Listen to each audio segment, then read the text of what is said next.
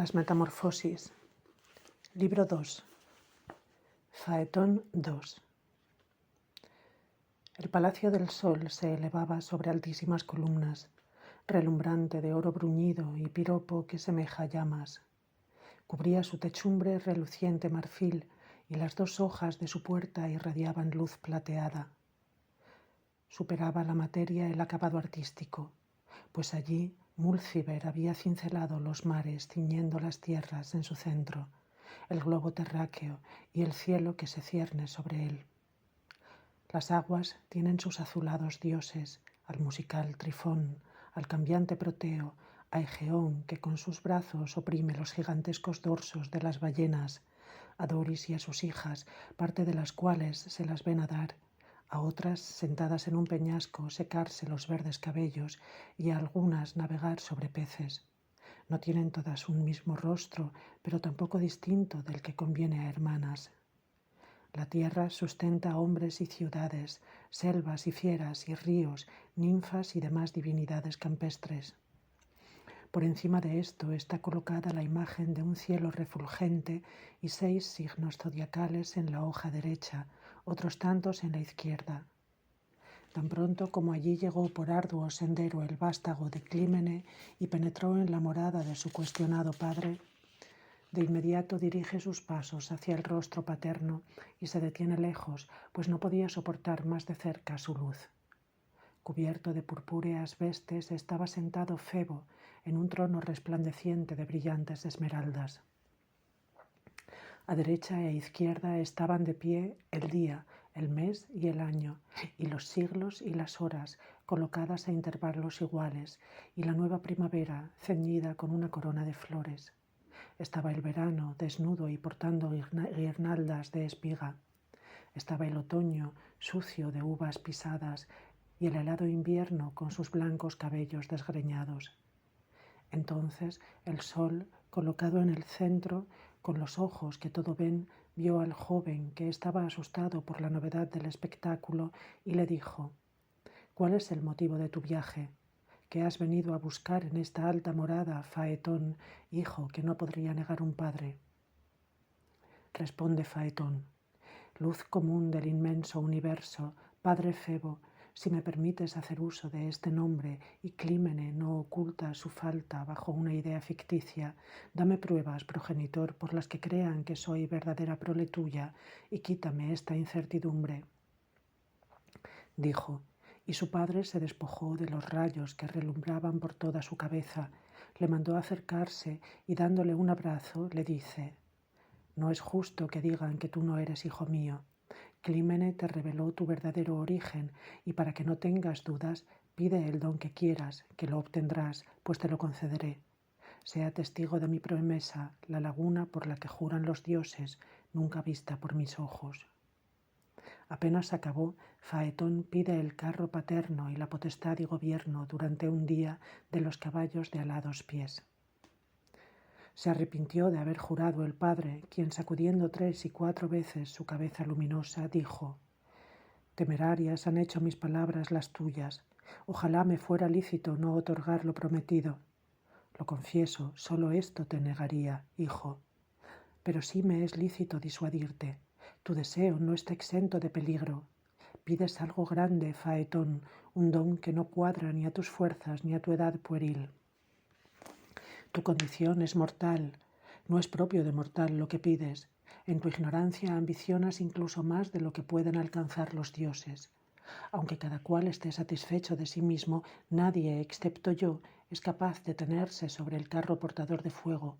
Ni siquiera el soberano del vasto Olimpo, quien con su terrible diestra lanza rayos implacables, conducirá este carro. ¿Y qué tenemos más grande que Júpiter? La primera parte del camino es ascendente y por ella de mañana, aún frescos, a duras penas suben los caballos. La central es la cúspide del cielo. Desde allí hasta a mí me da miedo a veces contemplar el mar y la tierra y mi corazón palpita sobrecogido de espanto. La última parte del camino es descendente y precisa rienda firme. Entonces, hasta la que me acoge arropándome con sus olas, la mismísima Tetis, suele temer que caiga yo al abismo. Añade que el cielo es presa de un perpetuo movimiento circular y atrae a las remotas constelaciones y las hace girar en veloz rotación.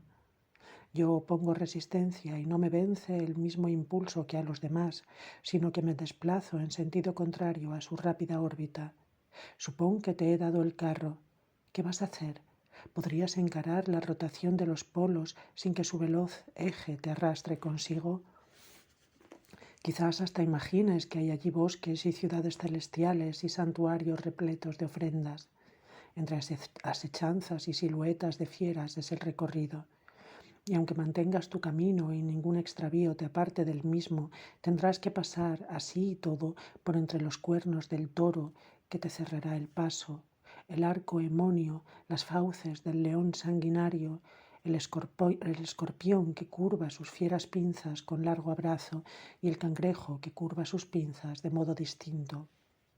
Tampoco gobernar mis corceles, inflamados por los fuegos que llevan en el pecho y que exhalan por morros y hocicos, puede serte fácil.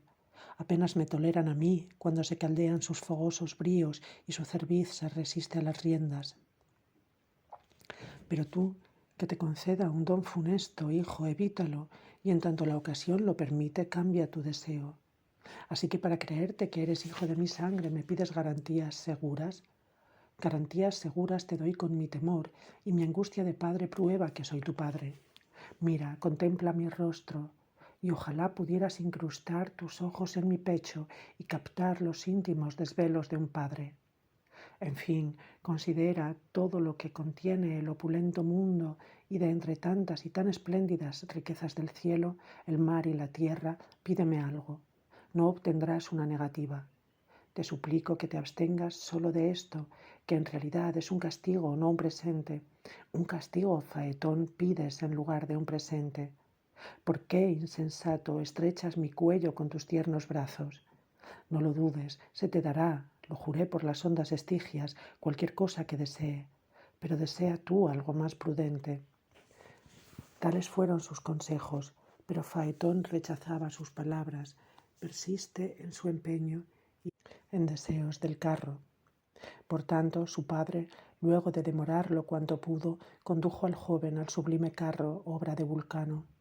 De oro era el eje, de oro la lanza, de oro las llantas que recubrían las ruedas, de plata el haz de radios. En el yugo, crisólitos y gemas artísticamente dispuestas emitían vivo resplandor, reflejos de Febo. Y mientras el esforzado Faetón admira todo aquello y contempla su primorosa fábrica, he aquí que por el luminoso oriente la aurora madrugadora ha abierto sus puertas purpúreas y sus atrios llenos de rosas. Huyen las estrellas cuyas filas cierra Lucífero, el último en abandonar la guardia del cielo. Cuando vio a éste encaminándose a la tierra, el cielo a revolarse y los cuernos de la luna agonizante como esfumarse, ordena Titán a las veloces horas que unzan los caballos. Las diosas ejecutan raudas aquella orden y de sus altos pesebres, vomitando fuego y cebados de jugo de ambrosía, traen los corceles y les ponen los relinchantes frenos. Entonces el padre untó el rostro de su hijo con una crema divina, haciéndolo capaz de soportar el fuego abrasador. Colocó rayos sobre su cabeza y exhalando de su angustiado pecho suspiros que presienten la desgracia, le dijo: «Si al menos puedes hacer caso de estos otros consejos de tu padre, usa, niño, poco la aguijada y más las riendas.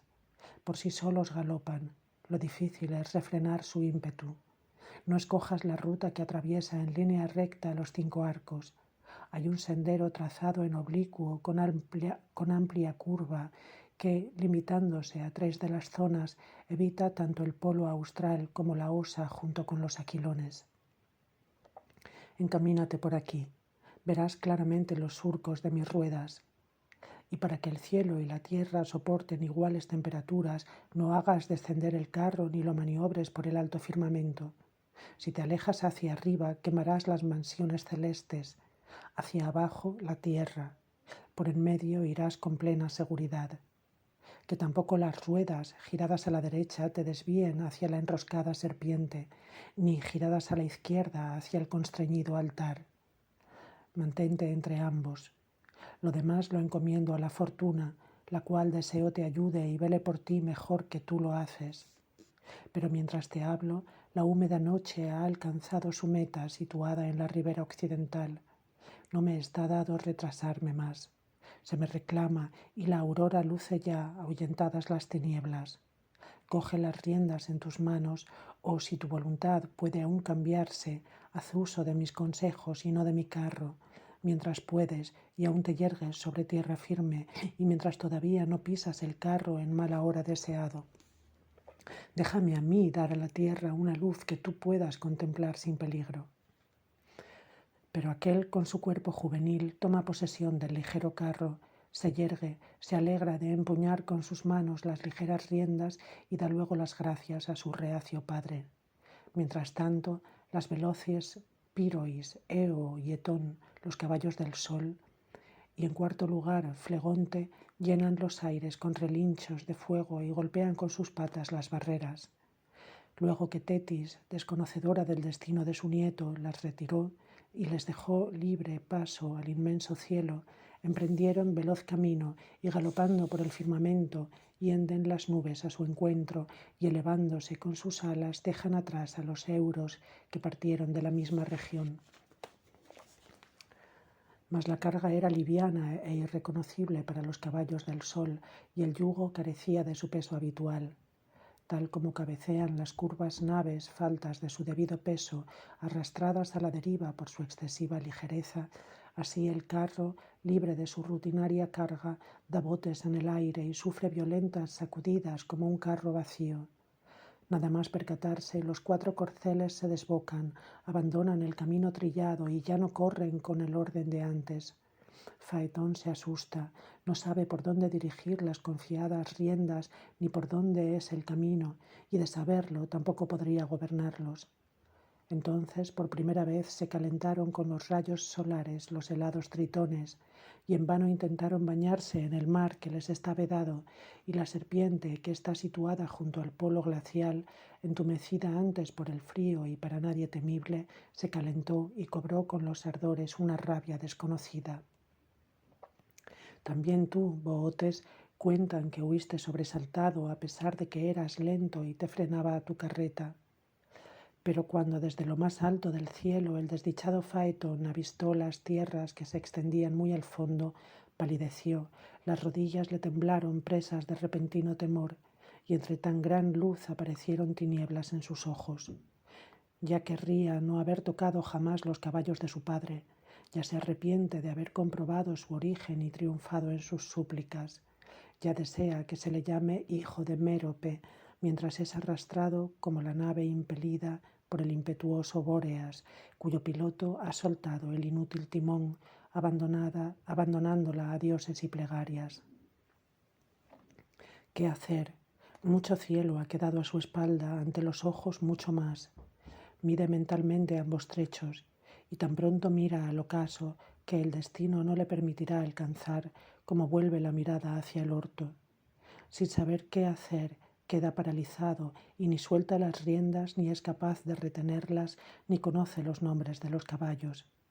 Espantado, ve además diseminados por el tachonado cielo toda suerte de prodigios e imágenes de fieras gigantescas.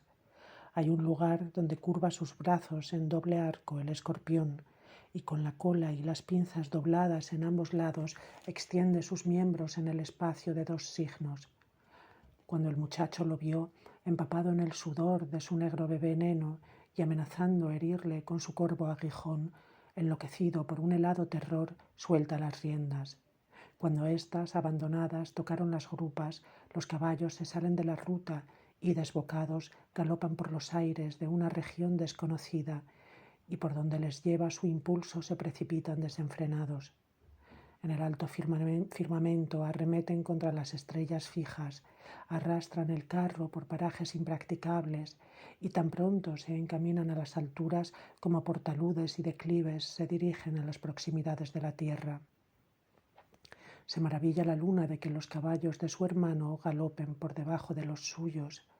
Las abrasadas nubes se evaporan, La tierra, en especial las zonas más elevadas, es pasto de las llamas y se resquebraja y agrieta y privada de su humedad se seca.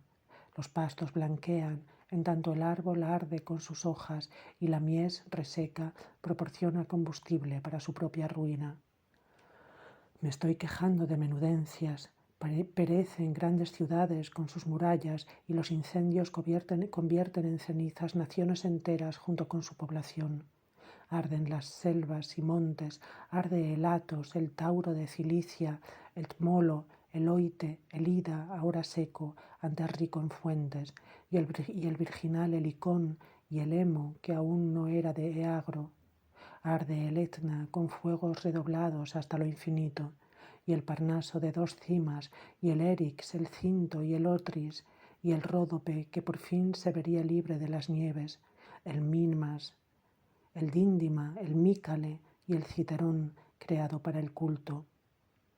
Y de nada sirven a la Escitia sus fríos. Arde el Cáucaso y el Osa junto con el Pindo, y más alto que ambos el Olimpo, y los encumbrados Alpes y el nuboso Apenino. Ve entonces Faetón por todas partes el mundo en llamas. No soporta el calor sofocante, hirviente como si del fondo de un horno es el aire que respira.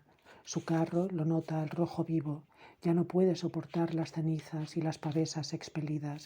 Por todas partes le envuelve una cálida humareda, y a dónde va o dónde se halla, envuelto como está en oscuras tinieblas, lo ignora, y se ve arrastrado a capricho de los caballos voladores. Se cree que entonces, atraída la sangre a la piel, tomaron los pueblos de los etíopes la tez morena. Entonces la Libia se hizo árida al arrebatarle el calor la humedad. Entonces las ninfas, sueltos sus cabellos, lloraron por las fuentes y los lagos.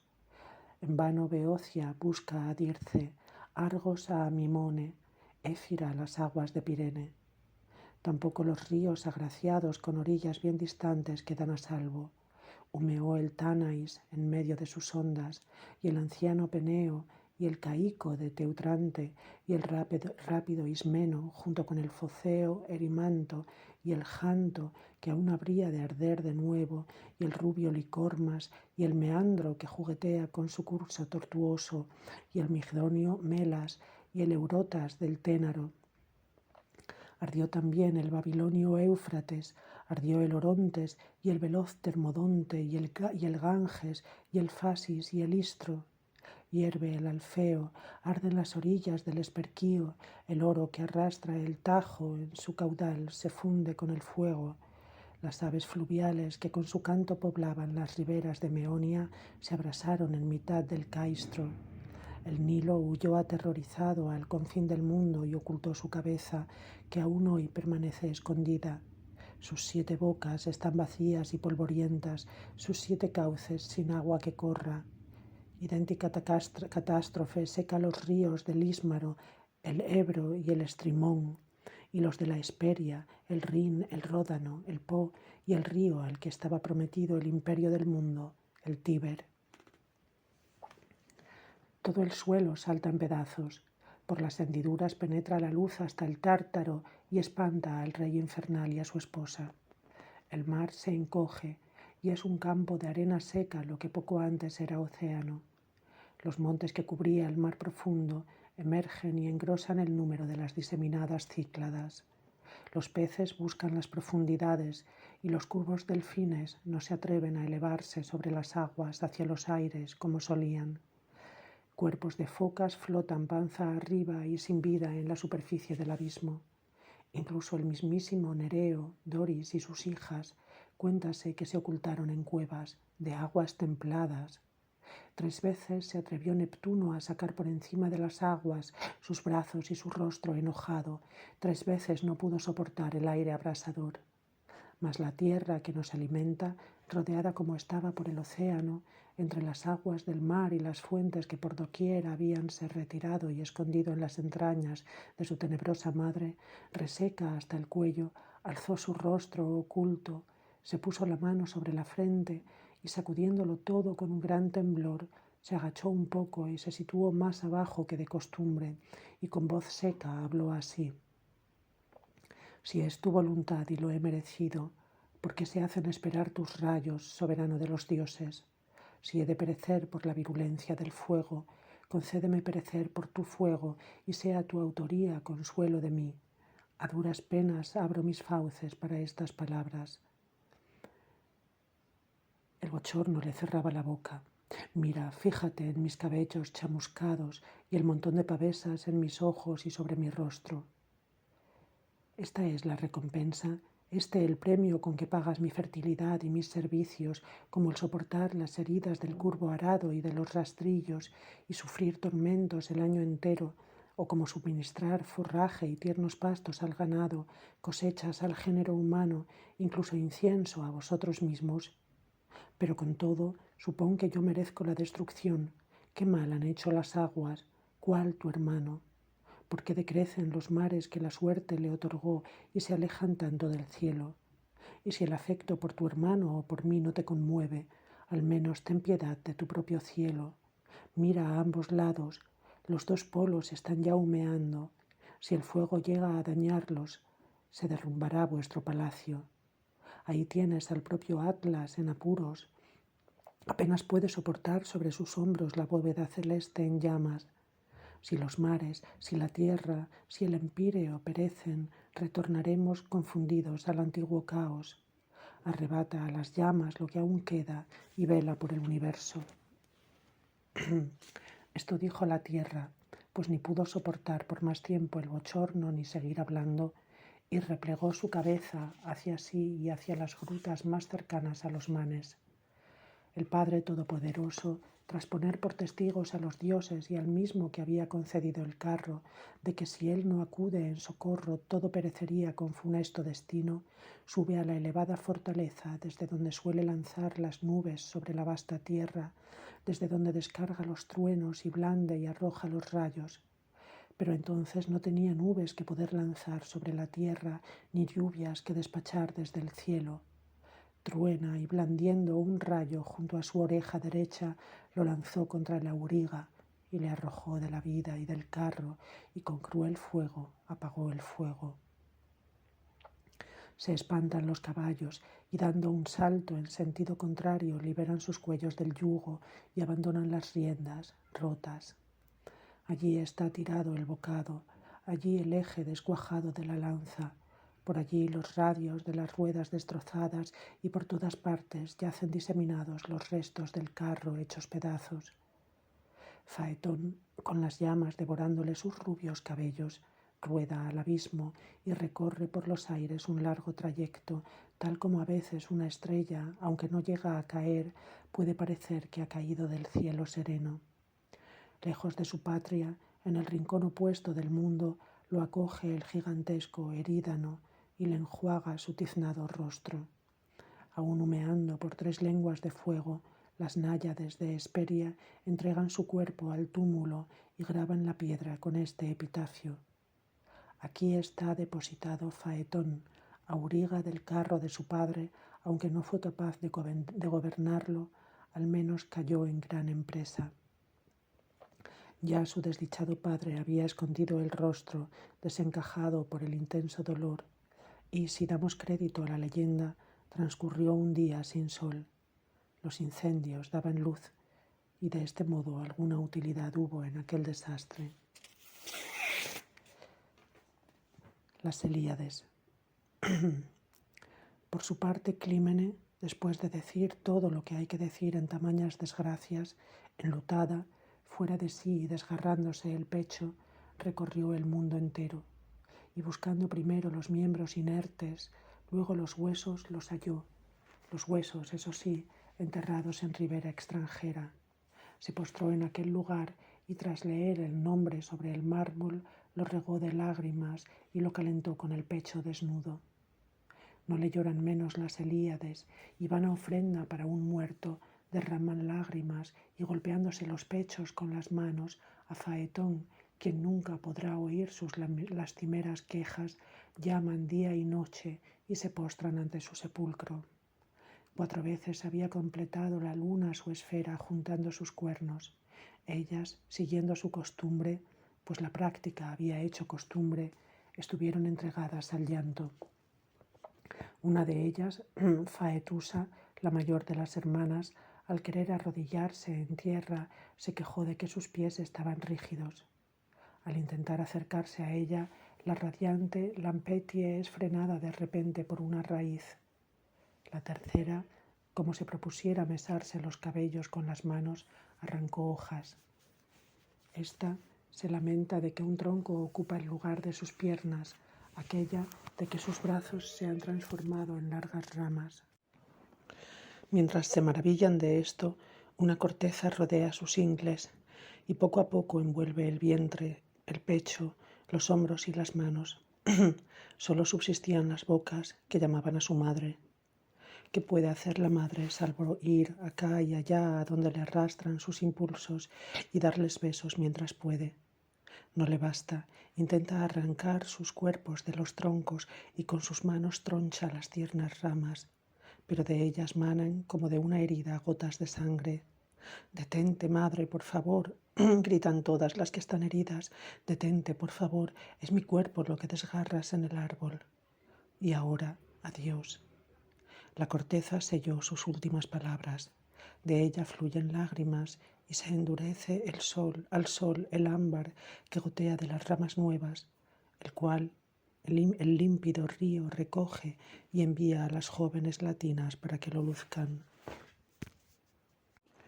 Asistió a este prodigio Cigno, el vástago de Esténelo, quien, aunque unido a ti por la sangre de tu madre, lo estuvo aún más Faetón por el afecto, abandonando su tronco, pues gobernaba los pueblos de Liguria y sus grandes ciudades.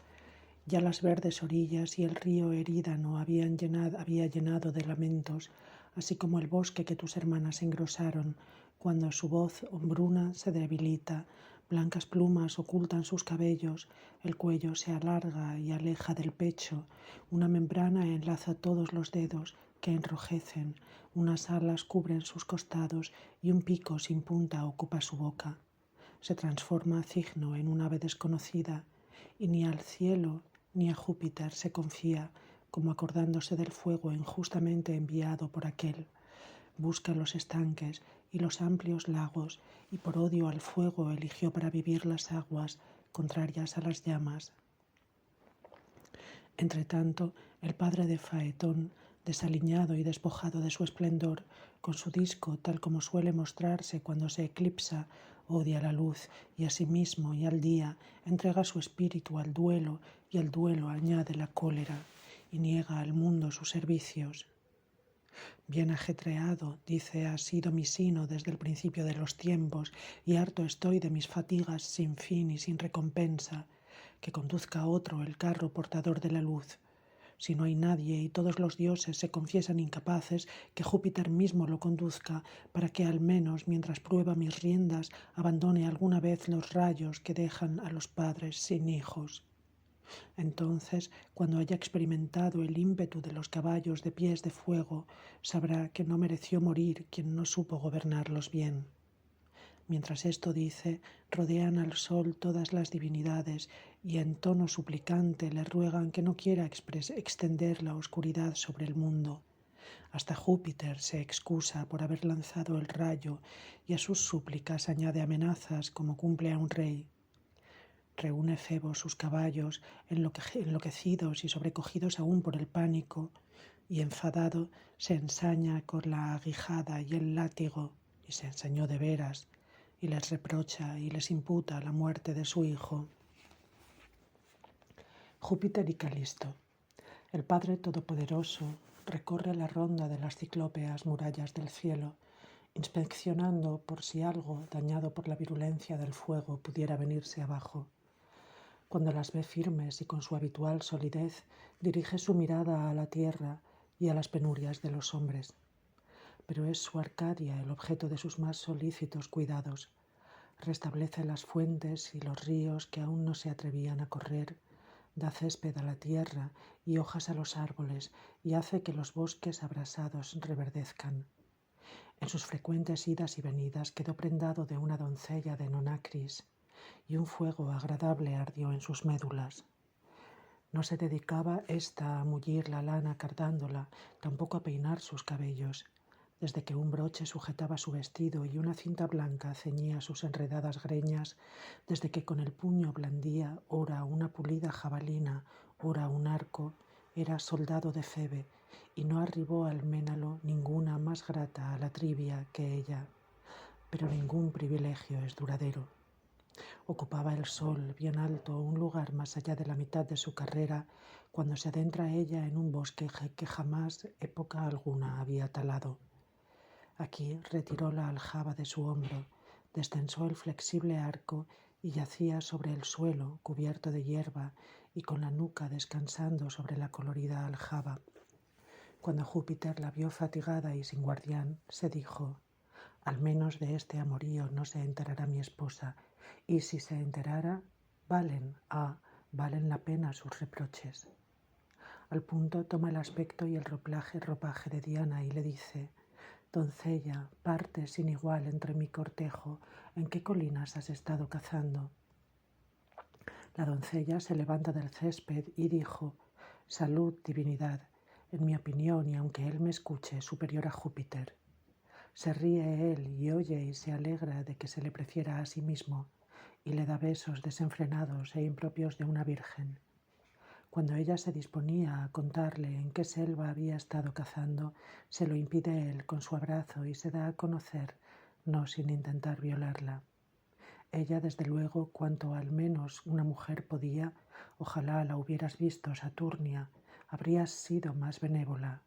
Ella, desde luego, se resiste. Pero ¿a qué hombre puede vencer una muchacha? ¿O quién a Júpiter? Triunfador se eleva al cielo Júpiter. Ella abomina de aquel bosque y de aquella selva cómplices. Al partir de allí casi se olvida de recoger la aljaba con las flechas y el arco que había colgado. He aquí que en compañía de su séquito se adentra por el alto Ménalo Dictina, orgullosa de las piezas cobradas, y la ve y la vista la llama. A sus voces huye Calisto, temiendo al principio que Júpiter estuviera en aquella. Pero cuando vio que también venían ninfas, se percató de que no había engaño y se unió al grupo. ¡Ay, qué difícil es no delatar la culpa con el rostro! Apenas levanta los ojos del suelo y no va, como antes solía, pegada al costado de la diosa ni al frente de toda la partida, sino que calla y con su sonrojo da señales de su honra ofendida. Y de no ser porque es virgen, hubiera podido Diana percatarse de la culpa por mil indicios. Las ninfas cuentan si se percataron. Reaparecían los cuernos de la luna en su disco por 9ª vez. Cuando la diosa, fatigada de cazar bajo los fuegos de su hermano, encontró una fresca arboleda de donde se deslizaba con murmullo un arroyo que iba removiendo pulidos guijarros. Tras elogiar el lugar, tocó con el pie la superficie de las aguas. Elogia igualmente estas y dice: «No hay ningún mirón por aquí cerca, bañémonos desnudas, echémonos agua por encima». Enrojeció Calisto. Todas se quitan la ropa, una remolonea. Mientras vacila, le despojan del vestido y sin éste, junto con su cuerpo desnudo, quedó al descubierto su culpa. Mientras, azorada, intenta ocultar el vientre con sus manos. «Vete lejos de aquí y no contamines este sagrado manantial», le dijo la Cintia, y le ordenó apartarse de su cortejo. Hacía tiempo que la esposa del tonante se había percatado de esto, pero había aplazado su cruel venganza para mejor ocasión. Ya no hay razón alguna para la espera, pues ya el pequeño Arcas, y esto molestó especialmente a Juno, había nacido de su rival. Nada más dirigir sobre él sus ojos y su alma furiosa, dijo: «Sin duda aún faltaba esto, adúltera, que te quedaras preñada y por tu parto se hiciera notoria la afrenta y quedase atestiguada la bajeza de mi Júpiter. No quedarás sin castigo, porque te voy a quitar esa figura por la que te gustas, entrometida y gustas a mi marido». Así le dijo cara a cara y agarrándola por los cabellos de la frente, la tumbó boca abajo en tierra. Tendía ella sus brazos suplicantes. Sus brazos empezaron a erizarse de negras cerdas, sus manos a curvarse y prolongarse en corvas uñas, haciendo oficio de patas, y aquella boca en otro tiempo elogiada por Júpiter a deformarse en ancho hocico. Y para que no puedan sus plegarias y palabras suplicantes doblegar los corazones, se le arrebata la facultad de hablar. Una voz colérica, amenazadora y cargada de espanto sale de su ronca garganta. Subsiste el antiguo espíritu, hasta convertida en osa subsistió, y atestiguando con sus constantes gemidos sus sufrimientos, levanta al cielo y las estrellas sus manos o lo que fueran, y piensa, aunque no pueda decirlo, que Júpiter es un ingrato. ¡Ay! Cuántas veces, no atreviéndose a dormir sola en el bosque, merodeó ante su casa y por los campos antes suyos. ¡Ay! Cuántas veces se vio acosada a través de roquedales por ladridos de perros y, cazadora ella, huyó despavorida por miedo a los cazadores. Muchas veces se escondió al ver fieras, olvidando que era ella, y, aunque osa, se horrorizó de ver osos por los montes y se aterró de los lobos por más que su padre estaba entre ellos. He aquí que aparece Arcas, el vástago de la Licaonia, que nada sabe de su madre, con casi 15 años cumplidos, y mientras persigue fieras, mientras escoge bosques apropiados y cerca con redes de malla las selvas del Erimanto, se topa con su madre, que se detuvo al ver a Arcas y pareció reconocerle. Huyó él muy asustado, pues desconoce la verdad, de la que mantenía sus ojos eternamente clavados en él, y mientras se desvive ella por acercársele más, dispuso aquel a atravesarle el pecho con su mortífero venablo. Lo impidió el Todopoderoso, llevándose a los dos y con ellos el crimen. Arrebatados ambos por un viento a través del vacío, los colocó en el cielo y los hizo constelaciones vecinas. Se enfureció Juno, luego que brilló entre los astros su rival, y bajó al mar a visitar a la canosa Tetis y al anciano Océano, cuyos venerables años conmueven con frecuencia a los dioses. Al preguntarle ellos el motivo de su viaje, comienza: ¿Queréis saber por qué yo, la reina de los dioses en las moradas celestiales, estoy aquí? Otra ocupa mi lugar en el cielo. Miento si cuando la noche haya oscurecido el mundo no veis, recién galardonadas con el lugar más alto del cielo, mis heridas, unas estrellas ahí donde el último círculo rodea el extremo del eje y con el recorrido más corto. ¿Hay razón para que alguien no quiera afrentar a Juno o tema ofenderla si soy la única que beneficio perjudicando? Oh, cuánto he hecho, qué inmenso es mi poderío. Prohibí que fuese un ser humano y la han hecho diosa. Este es el castigo que yo impongo a los culpables. Este es mi gran poder. Que le restituya su antigua figura y le quite los rasgos de fiera, como ya hizo antes con la argólica Forónide. ¿Por qué no repudia a Juno y se casa con ella, la coloca en mi tálamo y toma por suegro a Licaón? Y vosotros, si os afecta el desprecio y afrenta de quien criasteis, vedad vuestras azuladas aguas a los 7 triones y a esos astros que han sido recibidos en el firmamento, precio del adulterio, rechazadlos e impedid así que se bañe una fulana en vuestras aguas puras. Asintieron los dioses del mar. La Saturnia se adentra en el límpido cielo sobre su ágil carro con pavos reales de 1000 colores. Apolo y Coronis 1. Pavos tan recientemente coloreados por la muerte de Argos, como poco hacía que tú, cuervo charlatán, siendo antes blanco, de repente te habías transformado en pájaro de negras alas. En efecto, esta era en otro tiempo un ave plateada con alas de nieve, hasta el punto de igualar a las palomas totalmente inmaculadas. Tampoco cedía a los gansos que habrían de salvar el Capitolio con sus graznidos de alerta, ni al cisne que adora las aguas. Su lengua le perdió. Por obra de su lengua charlatana, su color, que era blanco, es ahora el contrario del blanco. En toda la Emonia no la hubo más bella que Coronis de Larisa. A ti, Délfico, te gustó de veras, mientras se mantuvo casta o al menos libre de miradas. Pero el ave de Febo observó el engaño y para descubrir la secreta culpa de la tora inexorable se encaminaba a ver a su señor. Le sigue batiendo sus alas la parlanchina corneja para enterarse de todo y, oído el motivo del viaje, le dice: la corneja, nictímene. Emprendes un camino nada provechoso, no desdeñes los presagios de mi lengua. ¿Qué fui y qué soy? Fíjate e indaga la falta cometida. Hallarás que la fidelidad me perjudicó.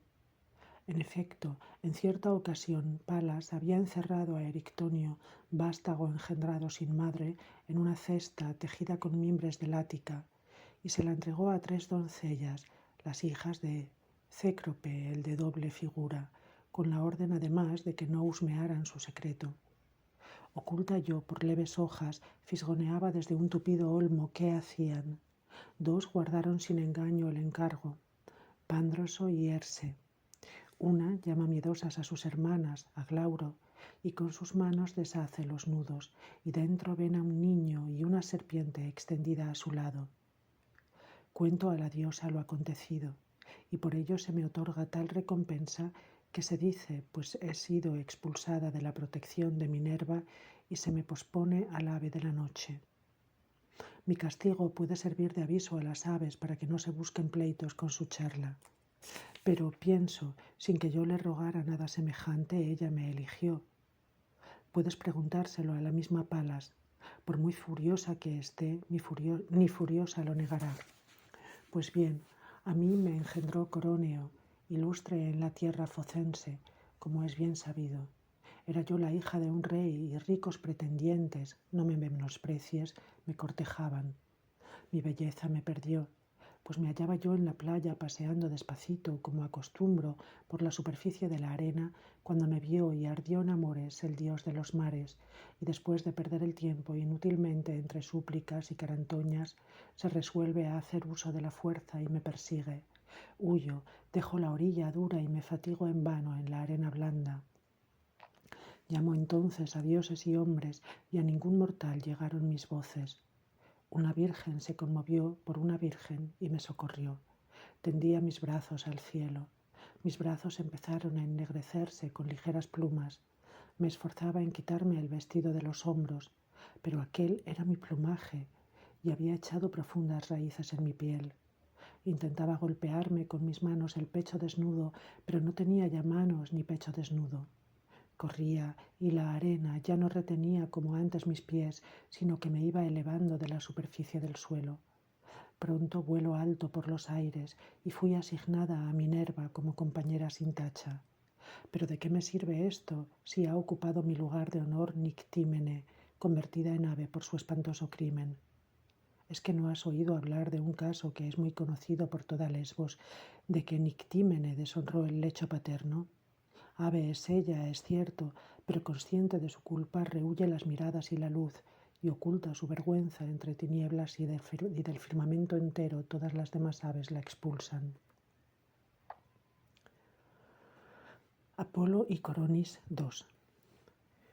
Así dice, y le replica el cuervo: que tus palabras disuasorias, ruego, te sean funestas. Yo desprecio tus vanos presagios.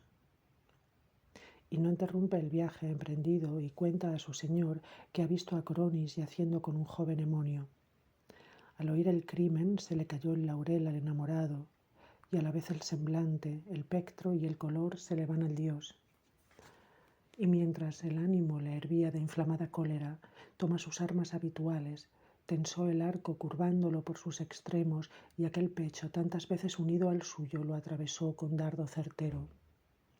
Herida, dio un gemido y al arrancarse el hierro del cuerpo, regó sus blancos miembros de roja sangre y dijo: bien pudo ser que te pagara mi culpa, Febo, pero después de haber parido. Ahora moriremos 2 en una.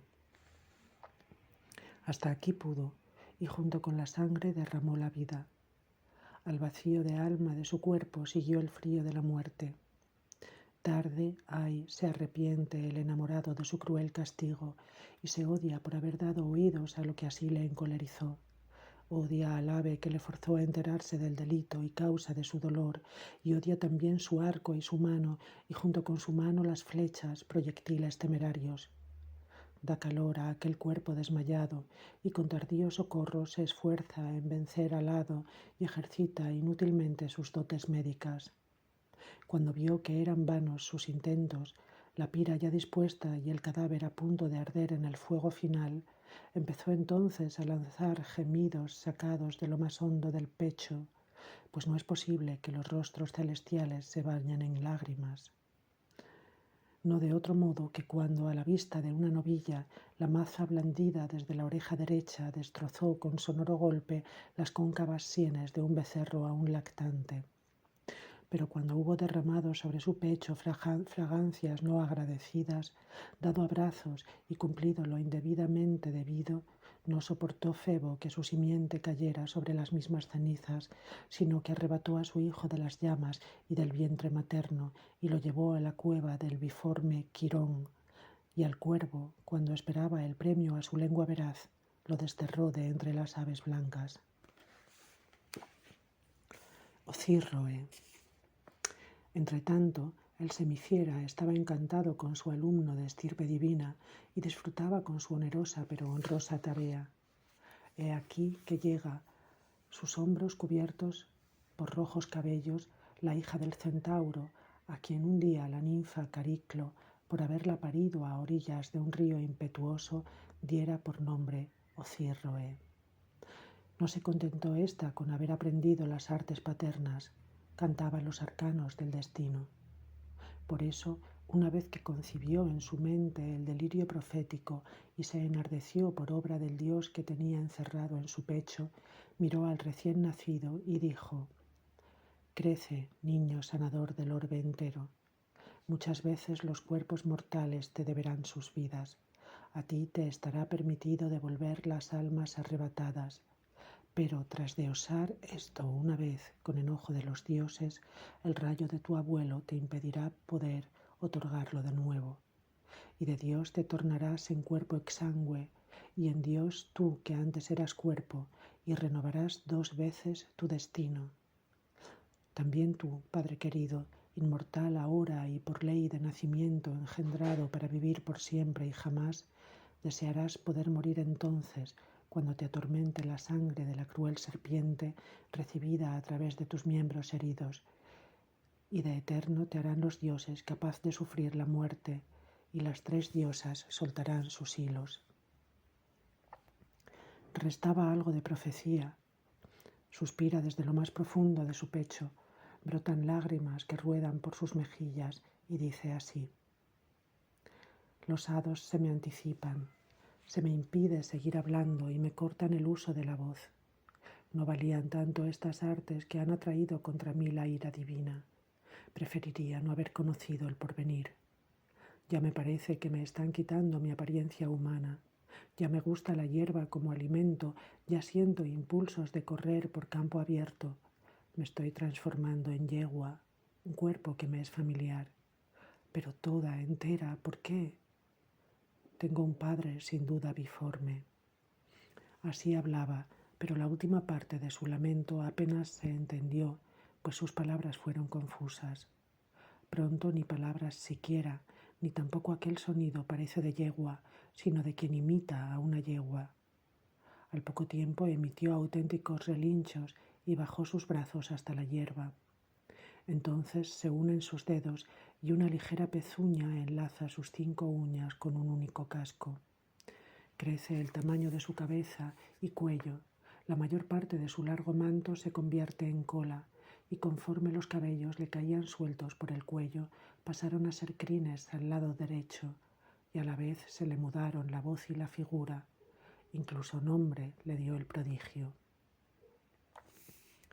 Bato.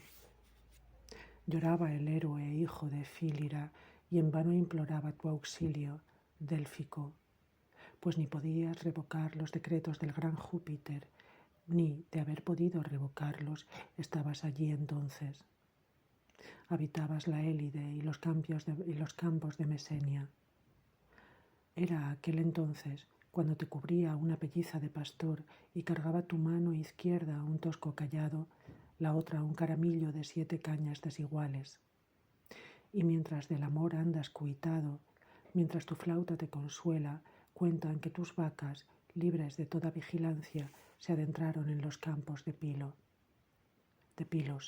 Las ve el hijo de la Atlántide Maya y con la maña que le es propia las arrea hasta ocultarlas en un bosque. Nadie se había percatado de este hurto, salvo un anciano bien conocido en aquellos parajes. Bato le llamaba toda la vecindad. Vigilaba él como guarda los bosques y verdes pastos del río Neleo y sus yeguadas de potras de pura sangre.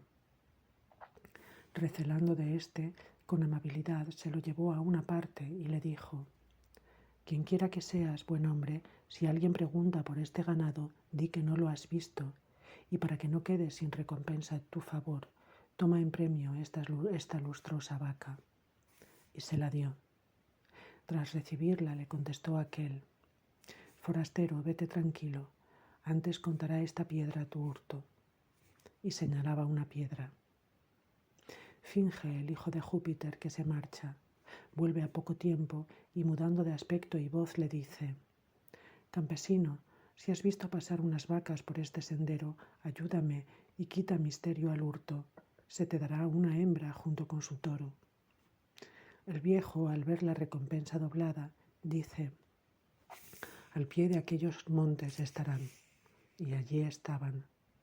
Rió el nieto de Atlas y dijo: «¿A mí mismo me traicionas, pérfido? ¿A mí mismo me traicionas?»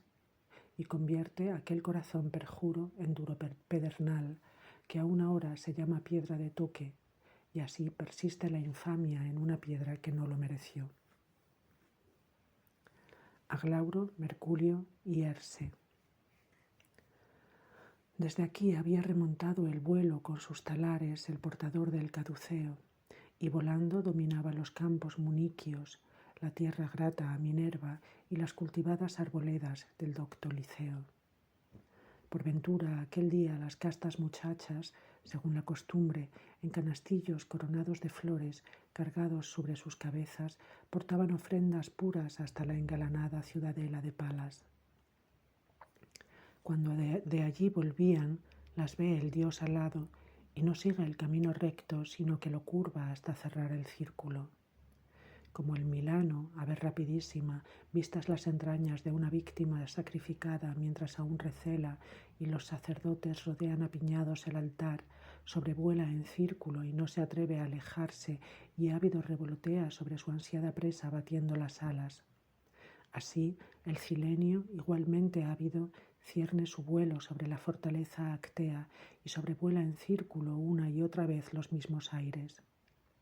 Cuanto el lucero brilla con más esplendor que los demás astros y cuanto más que el lucero la áurea Febe, tanto más sobresalía Herse entre todas las doncellas y era el orgullo y honra de la procesión y de sus compañeras.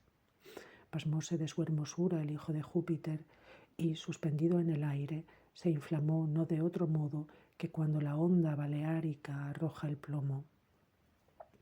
Vuela éste y en el trayecto se calienta y bajo las nubes halla los fuegos que antes no tuvo. Tuerce Mercurio el rumbo, deja el cielo y se dirige a tierra sin disfraz. Tan grande es la confianza en su belleza. Y aunque ésta es fundada, con todo se afana en mejorarla, se atusa el cabello y se coloca la clámide de modo que caiga airosamente y se vea bien la orla y todo el oro. Cuida también de llevar en la diestra la bien torneada varita con la que da y quita el sueño, y de que sus talares reluzcan en pulcros pies. En lo más recóndito de la casa había 3 alcobas decoradas con marfil y carey. De estas tú, Pándroso, ocupabas la derecha, Aglauro la izquierda, Herse la de en medio. La que tenía la de la izquierda fue la primera que vio venir a Mercurio y se atrevió a preguntar el nombre del dios y el motivo de su venida. Él le respondió de esta manera: «Soy el nieto de Atlante y Pleione. Por los aires llevo los mensajes de mi padre, y mi padre es el mismo Júpiter. No voy a inventar pretextos. Basta con que estés dispuesta a serle fiel a tu hermana y consientas que se te llame tía de mis hijos. Herse es el motivo de mi viaje. Te pido que favorezcas mi amor». Aglauro le mira con los mismos ojos con que poco antes mirara el oculto secreto de la rubia Minerva, y por su ayuda le exige oro en grandes cantidades. Entretanto le obliga a salir del palacio. Hacia ésta volvió las órbitas de sus fieros ojos la diosa guerrera, y desde lo más hondo exhaló suspiros con tan gran violencia que sacudió a un tiempo su pecho y la égida colocada sobre su fuerte pecho. Se le ocurre que ésta descubrió con mano profana sus arcanos, cuando contra lo pactado vio al vástago engendrado sin madre del dios Lemnos, y que pronto será grata a un dios y grata a su hermana, además de rica cuando reciba el oro que la muy avara había exigido. De inmediato se dirige a la morada, mugrienta de negro pus, de la envidia. Está la casa de ésta oculta en el hondón de un valle, privada de sol, inaccesible a los vientos, lúgubre y toda invadida por un frío que entumece y, aunque falta siempre de fuego, está sobrada siempre de bruma. Cuando allí llegó la temible y varonil doncella de la guerra, se detuvo ante la casa, pues no le está permitido entrar bajo aquel techo, y con el cuento de su lanza golpea la puerta. Al golpe abriéronse las dos hojas. Dentro ve, devorando carnes de víbora, alimento de su inquina, a la envidia, y al verla aparta la diosa sus ojos. Aquella se levanta muy despacio del suelo, dejando los restos de las serpientes a medio roer, y se aproxima con paso lento. Y cuando vio a la diosa radiante por su hermosura y sus armas, lanzó un gemido, torció el gesto y exhaló suspiros. La palidez se asienta en su rostro, en todo su cuerpo la demacración, la mirada nunca recta, sus dientes amarillentos por el sarro, su pecho verde de hiel, su lengua empapada en veneno. No hay sonrisa, salvo la que provoca la contemplación del dolor ajeno, ni goza del sueño, despierta siempre por desvelados afanes, sino que ve con desagrado, y mientras lo ve se consume los éxitos de los hombres y devora y a la vez se devora a sí misma, y es ella su propio suplicio. Con todo, por más que la odia, la Tritonia le dirige estas breves palabras. Emponzoña con tu veneno a una de las hijas de Cécrope. Es preciso hacerlo. Ella es Aglauro. Sin decir más, apoyó su lanza en la tierra para impulsarse y se alejó. La envidia, cuando con su mirar de reojo vio partir a la diosa, murmuró algo y se lamentó del futuro éxito de Minerva. Toma su bastón totalmente recubierto de lazos de espinas y, envuelta por negras nubes, por donde quiera que pasa, arrasa los floridos campos, agosta la hierba y arranca las cabezas de las amapolas, y con su aliento pueblos, ciudades y casas infecta. Y por fin divisa la ciudadela de la Tritonia, floreciente en talentos, en riquezas y en alegre paz, y apenas puede contener las lágrimas porque no ve nada digno de llanto. Con todo, tras penetrar en la alcoba de la hija de Cécrope, ejecuta lo ordenado. Le toca el pecho con su mano impregnada de orín, le llena el corazón de espinas como garfios, le insufla dañina hiel y difunde por sus huesos y derrama dentro de sus pulmones un veneno negro como la pez. Y para que los motivos del mal no se extravíen por una zona demasiado amplia, ante sus ojos le pone a su hermana, el feliz matrimonio de su hermana, y al dios bajo una apariencia hermosa, y todo lo magnifica. Irritada por todo ello, en secreto pesar se reconcome la Cécropide, y angustiada de noche, angustiada de día, gime y con lenta consunción la muy desdichada se va consumiendo como el hielo herido por un sol nublado. La dicha de su feliz hermana abrasa a Aglauro tan lentamente como cuando se prende fuego a hierbas espinosas que no producen llamas y se queman en tibio calor. Muchas veces quiso morir para no ver tal cosa, muchas veces contárselo como delito a su severo padre. Al fin se sentó en el umbral encarando al dios que ya veía, dispuesta a no dejarle entrar. A los halagos, súplicas y dulces palabras que él pronunciaba, respondió: «Basta, yo de aquí no me pienso mover hasta que no te expulse». El veloz Cilenio le replica: Atengámonos a ese convenio, y con su vara celestial abrió las puertas. Cuando ella intenta levantarse, aquellas partes que se doblan al sentarse no pueden moverse por una pesadez inerte. Lucha ella de veras por erguirse con el tronco recto, mas la articulación de sus rodillas está rígida y el frío se le cuela por las uñas y las venas palidecen por la pérdida de sangre. Y tal como el cáncer, mal incurable, suele propagarse ampliamente y añadir a las partes enfermas las sanas, así el frío de la muerte le fue llegando poco a poco al pecho y cerró los caminos de la vida y de la respiración. Ni intentó hablar, ni de haberlo intentado hubiera tenido vía libre para la voz. Una piedra ocupaba ya su cuello, su rostro se había endurecido y una estatua sin sangre estaba sentada. Ya no era blanca la piedra, su alma la había oscurecido. Júpiter y Europa. Una vez que el nieto de Atlas se hubo cobrado este castigo a sus palabras y alma sacrílega, abandona las tierras que toman de palas su nombre y agitando sus alas penetra en el cielo. Lo llama aparte su padre y sin confesar el móvil amoroso le dice: «Fiel ejecutor de mis órdenes, hijo, desecha toda tardanza y desciende raudo por la ruta de costumbre, y a la tierra que contempla a tu madre por la izquierda, los nativos la llaman Sidonia, encamínate allí, y aquel rebaño real que ves pacer a lo lejos la hierba de la montaña, dirígelo a la playa». Dijo, y ya hacía tiempo que los toros, echados de la montaña, se encaminaban, según lo ordenado, a la playa, donde la hija de un gran rey solía solazarse en compañía de otras jóvenes tirias. No casan bien ni habitan en una misma morada la majestad y el amor. Abandonando la gravedad de su cetro, el ilustre padre y soberano de los dioses, cuya diestra está armada por fuegos de 3 puntas, que con una cabezada sacude al mundo, toma la apariencia de un toro y mezclado con los novillos muge y deambula por la tierna hierba, hermoso. En efecto, su color es el de la nieve que no han pisoteado las plantas de un duro pie ni fundido el lluvioso austro.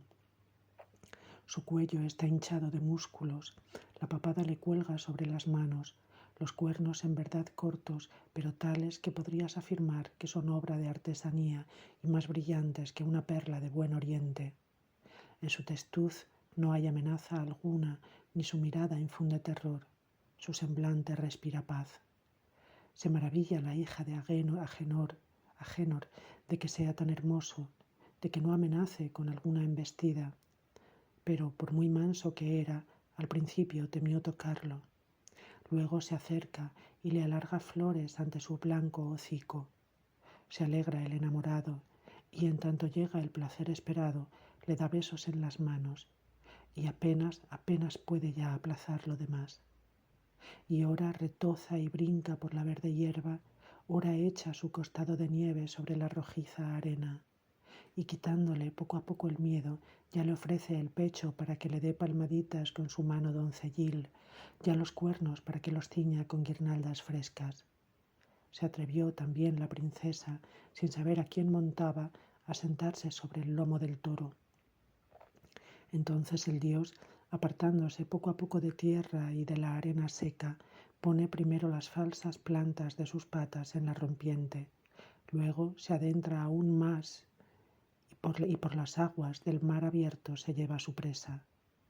Se asusta Europa y vuelve su mirada a la costa que, raptada, va dejando atrás y con la diestra agarra un cuerno, apoya la otra sobre el lomo. Tremolantes, sus ropas se ondulan con el viento. Fin del libro 2 de las metáforas.